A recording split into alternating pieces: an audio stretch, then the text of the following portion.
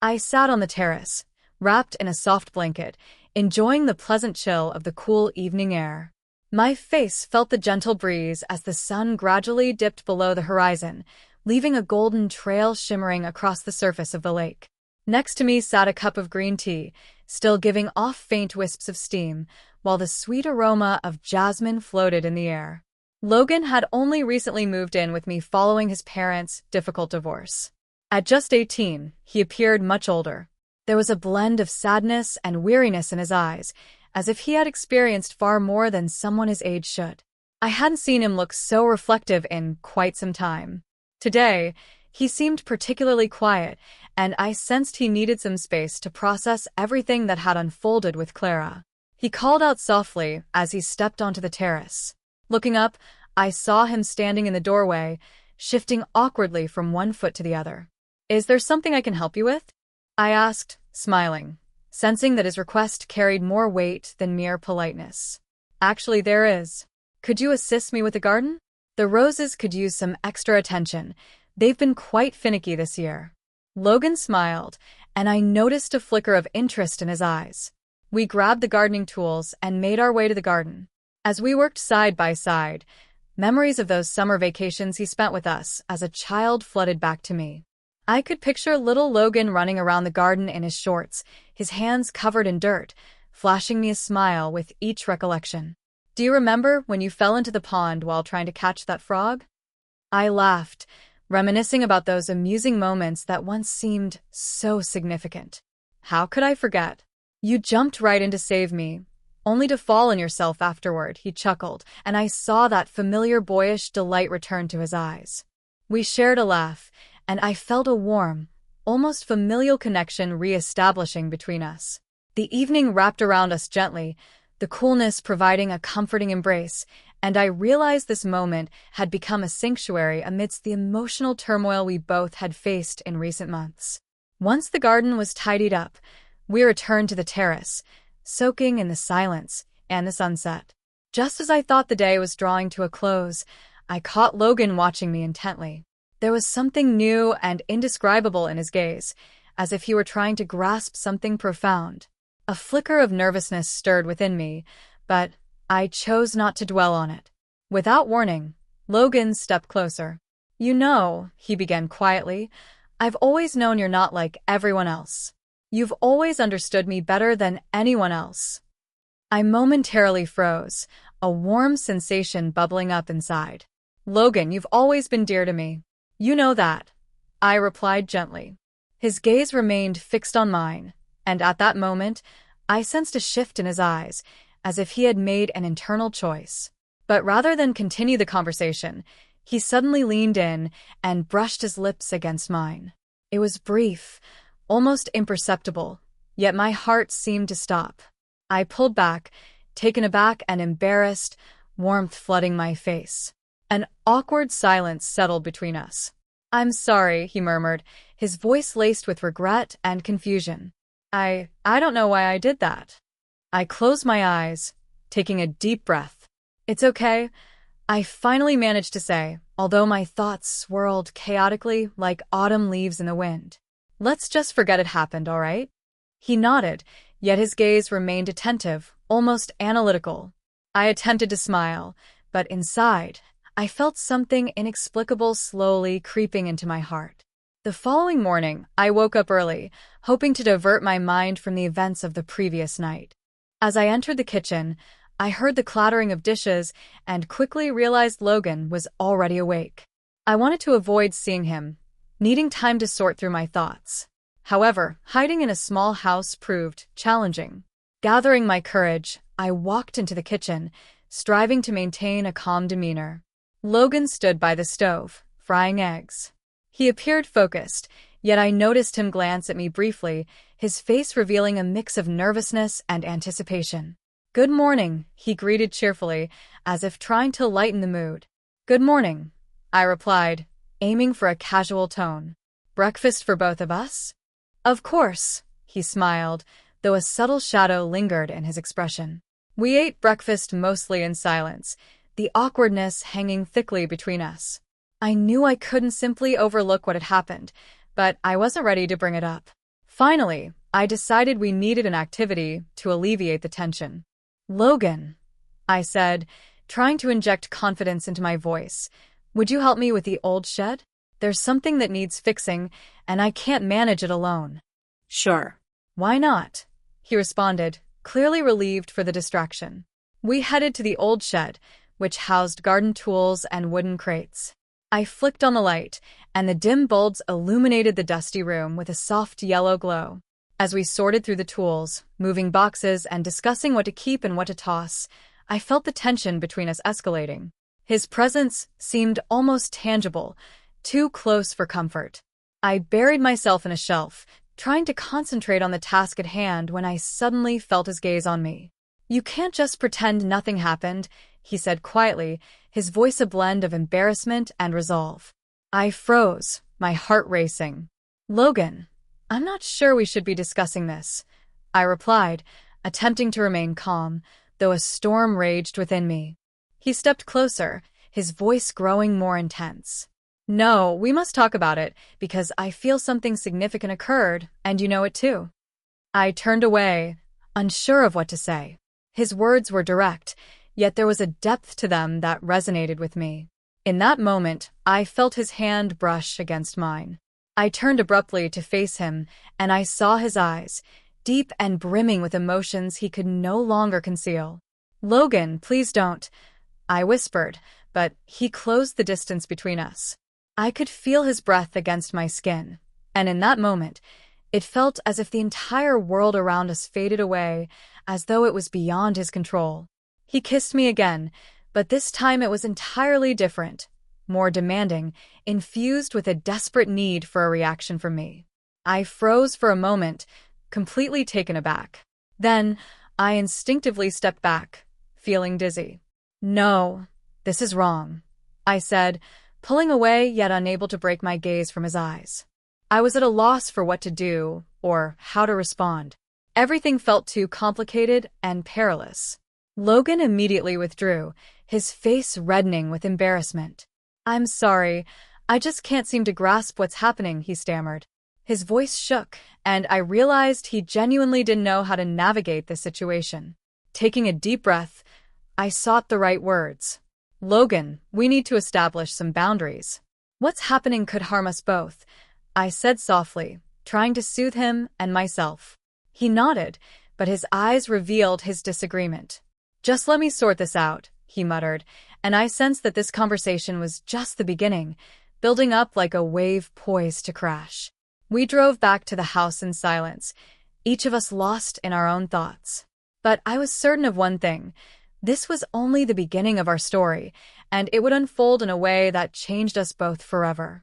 In the days that followed, I attempted to act as if nothing had transpired.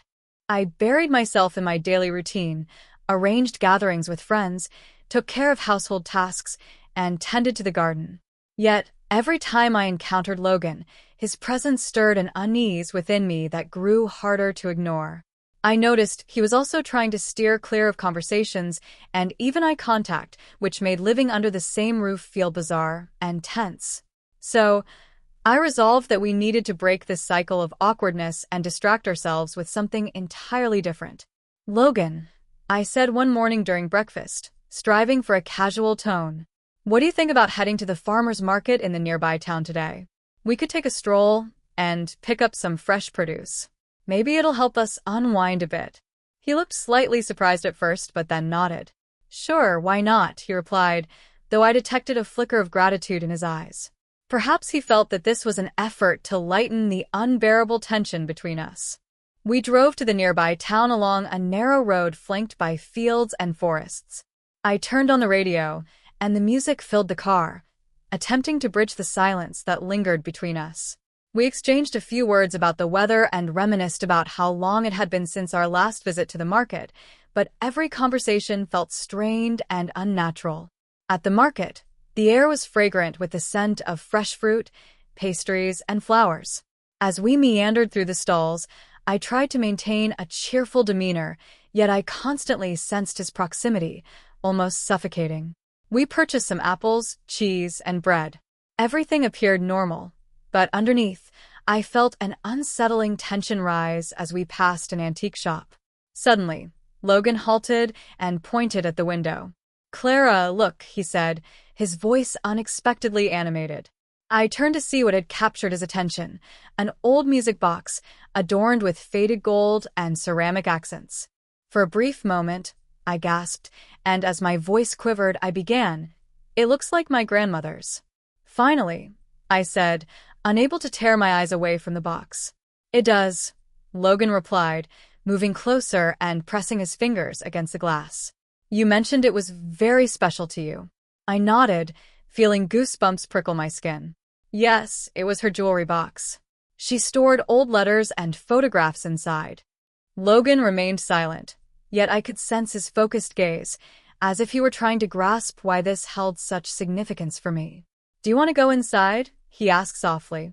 I nodded, and we stepped into the antique shop. Inside, the dim light mingled with the scent of dust. The music box sat on a shelf among a collection of forgotten treasures. I lifted it carefully and opened it. Inside lay a dried rose and several yellowed letters. Logan glanced at the letters, and I noticed a change in his expression. "Can I take a look?" he asked cautiously. I handed him the letters, and as he began to flip through them, his demeanor grew serious. "There's something about our family here," he said, sounding almost taken aback by his revelation regarding some arguments that had occurred before my birth. I felt a wave of anxiety wash over me. I had no idea these still existed, I admitted, suddenly wanting to reclaim them from him. But he continued reading, and his expression darkened. "Why didn't you ever tell me about this, Clara?"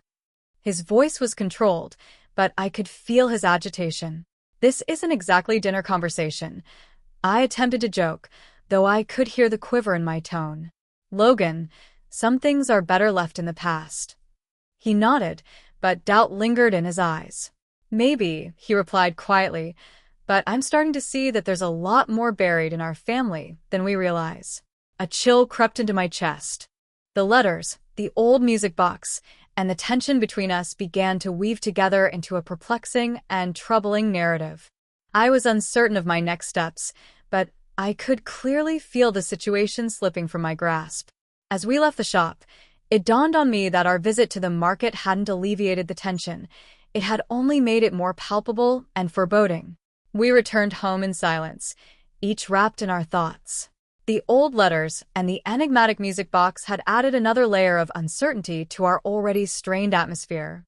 I felt an invisible weight pressing down on me more heavily than before. Logan appeared deep in thought as well, his gaze occasionally drifting to the window as if searching for answers to his internal dilemmas in an attempt to relieve the tension. I suggested we take a stroll to the lake and have a picnic. The lake had always been my sanctuary, a place where I felt safe and at peace. I hoped the walk would help us regain some balance. We strolled along a winding path, flanked by tall trees, until we arrived at the old wooden dock. Logan immediately suggested a swim, just like we used to when he spent summers with us as a child. "Come on, the water's so warm," he shouted, his smile bright yet tinged with desperation. I laughed as I watched him dive into the lake, breaking the glassy surface into a flurry of tiny splashes. He appeared so youthful and vibrant that I suddenly felt older and more exposed than I ever had before. The water, the sun, his laughter, all of it seemed surreal, like a scene from a time when everything was simpler and clearer. Logan swam back to shore, his hair slicked down, droplets glistening on his face. I couldn't take my eyes off him. He approached me, laughing as he splashed water in my direction. I flinched in surprise, then laughed back. In that moment, I felt him get even closer, so close I could hear his heartbeat quicken. He looked at me with such determination, as if trying to delve into my very thoughts. "You know, Clara," he began, his voice low but steady, "you've always been more than just an aunt to me." I can't hide it anymore.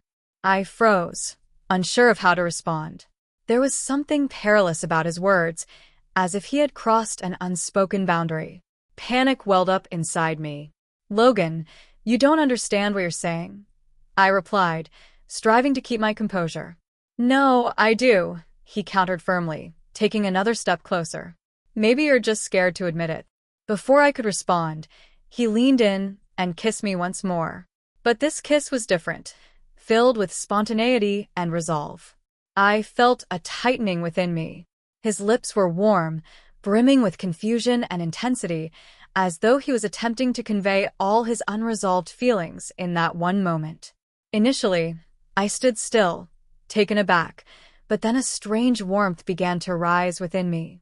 It felt as if the world around us vanished, leaving only the two of us on that old dock, enveloped by the lake's mirror-like surface. For a fleeting second, I surrendered to the sensation, but then I abruptly pulled away, as if awakening from a bizarre dream. "No, Logan," I said, my voice trembling. This shouldn't have happened. We need to stop."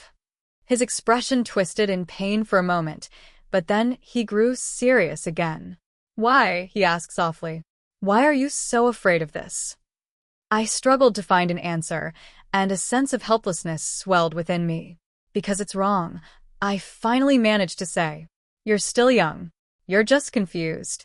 He stepped back, his expression turning even more somber. "Do you really think this is merely confusion?" he said bitterly. "I feel like I've discovered something real here, something that can't just be brushed aside." "Logan, we need to go back home," I urged, trying to shift the conversation. I sensed we were delving into perilous territory, so I turned and walked away from the lake, attempting to conceal the tremors in my hands. I could hear him catching up, but I didn't look back.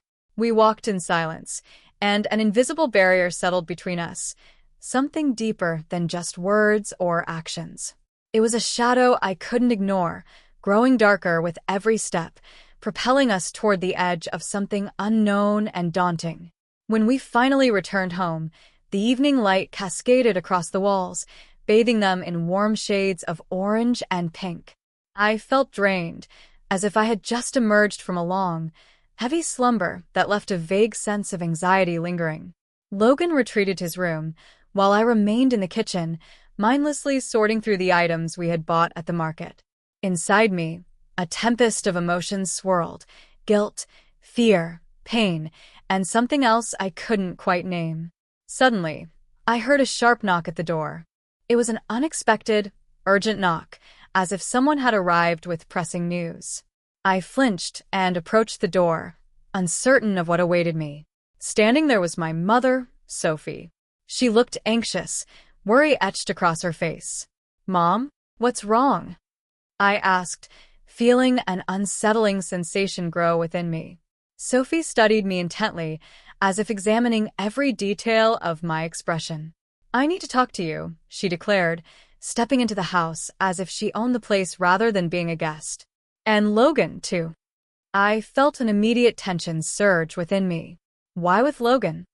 I asked cautiously, closing the door behind her. "Because I know something is happening between the two of you," she stated bluntly, her words striking me like a blow to the stomach. Panic washed over me in an instant. "What do you mean?" I attempted to feign ignorance, but my trembling voice gave me away. "Don't pretend, Harrison," she shot back sharply. "I've noticed the way you look at each other, and you can't hide that expression on your face. Tell me the truth." I felt everything inside me tilt. My mom had always been observant, far too attuned to the little details.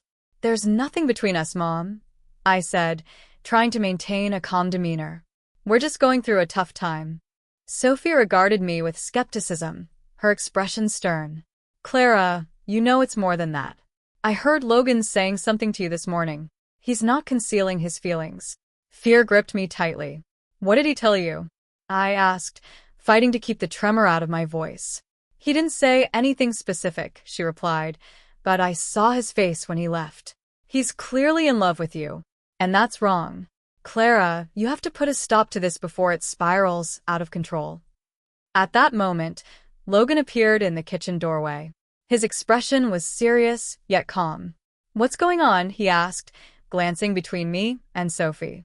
"That something is happening here that isn't right," Sophie asserted sharply, turning her attention to him. "You need to realize that this can't continue." Logan tensed, and I noticed the same spark in his eyes that I had seen by the lake. You don't understand, he said, his voice steady but laced with irritation. I know how I feel, and this isn't just some passing fancy. Logan, stop. I interjected, attempting to regain control of the situation. You shouldn't speak about this like that. It's more complicated than it seems. Sophie turned to me abruptly. You tell him to stop. But you can't do it yourself, can you? Well, I can't just leave it like this, she continued. I'm going to call your father, Logan. Let him decide what to do. No, Mom, don't. I nearly shouted, feeling the weight of my words hang heavily in the air. But it was too late. Logan, frozen in the doorway, asked quietly, Are you serious? You're going to involve my father? Is that all you can do? Yes, I am, Sophie replied resolutely. Because I see you getting tangled up in this, and I won't allow you both to ruin your lives. Logan turned to me, disappointment clouding his eyes. Did you know she would do this? He asked, and I felt everything inside me constrict. No, I didn't know. I mumbled, the pain rising within me. Logan directed his gaze back to Sophie. Fine, he said coldly. If you think bringing my father into this will solve everything, then go ahead. But I'm leaving. I'm not going to stick around and listen to you decide what's best for me. He turned and strode toward the door without looking back. Sophie, agitated and furious, followed him, casting me one last disappointed glance. You should have been smarter, Clara, she remarked over her shoulder just before the door closed behind her. I was left alone in the quiet, empty house, feeling the cold walls closing in around me. I knew something significant had just broken, like a fragile thread that couldn't be tied back together. Whatever happened next, I could no longer avoid the consequences.